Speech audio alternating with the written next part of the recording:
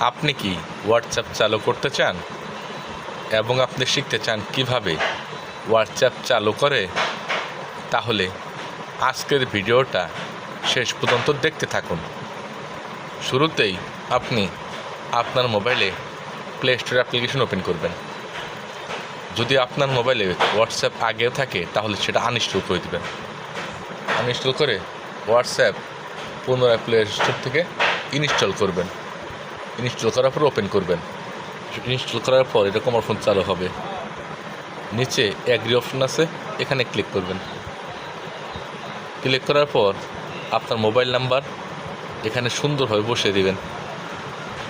যে নাম্বার দিয়ে WhatsApp ID খুলতে চান সে মোবাইল নাম্বার বসিয়ে দেবেন। বসানোর পর নেক্সট অপশনে ক্লিক করবেন। নেক্সট অপশনে ক্লিক করার পর নতুন একটা অপশন চালু হবে। ইয়েসে ক্লিক করবেন। আবার নেক্সট অপশনে ক্লিক করবেন। ইয়েস অপশনে ক্লিক করবেন। ক্লিক করার পর নেম দিবেন। নেম দেওয়ার সাথে সাথে নতুন একটু হোয়াটসঅ্যাপ আইডি খোলা হয়ে যাবে। আশা করি খুব সহজে